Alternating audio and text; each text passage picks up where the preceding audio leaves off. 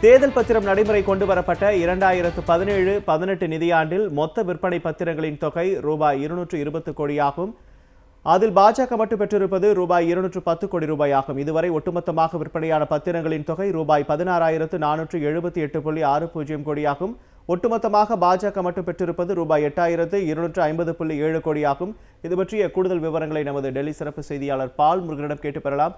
வணக்கம் பால் முருகன், இது பற்றிய கூடுதல் விவரங்களை நீங்க பதிவு பண்ணலாம். அதாவது உச்சநீதிமன்றம் பிறப்பித்த அதிரடி உத்தரவுகள் தற்போது தேர்தல் நன்கொடை பத்திரங்களுடைய விவரங்கள் தோண்ட புதிய தகவல்கள் கிடைத்துக் கொண்டிருக்கின்றன. அந்த அடிப்படையில் தேர்தல் ஆணையமானது 2 கட்டங்களாக உச்சநீதிமன்ற உத்தரவை தொடர்ந்து தகவல்களை வெளியிட்டிருக்கின்றன.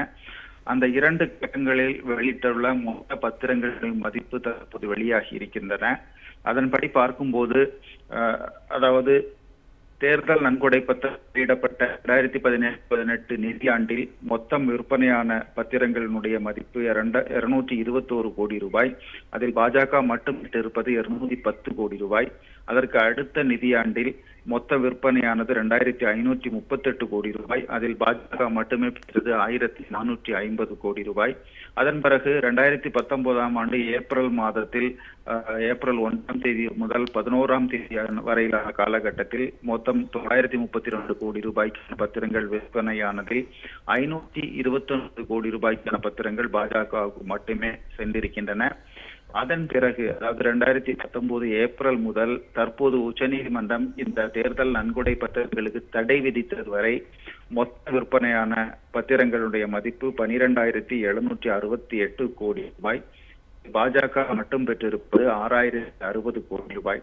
அப்படி தேர்தல் பத்திரங்கள் விற்பனை தொடங்கிய 2018 முதல் தற்போது உச்சநீதிமன்றம் தடை விதிக்கப்பட்ட நாள் வரை விற்பனையான மொத்த பத்திரங்களுடைய மதிப்பு 16,478 கோடி ரூபாய். அதில் 8,250 கோடி ரூபாய்க்கான பத்திரங்களை பாஜக மட்டுமே பெற்றிருக்கிறது என்பது தெரிய வந்திருக்கிறது.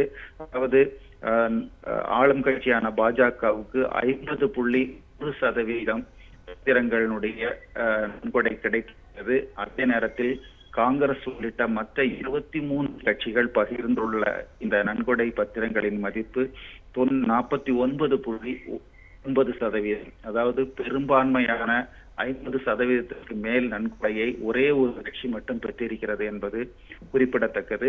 இதிலும் தேர்தல் ஆணையத்திற்கு பல கட்சிகள் எந்தெந்த நிறுவனங்களிடமிருந்து நன்கொடை கிடைக்கிறது என்கிற விவரங்களை கொடுத்துள்ளன. பாஜக யாரிடமிருந்து நன்கொடை வந்தது என்கிற பெயரை கொடுக்கவில்லை என்பது குறிப்பிடத்தக்கது. உங்களது கூடுதல் விவரங்களுக்கு நன்றி பால்முருகன்.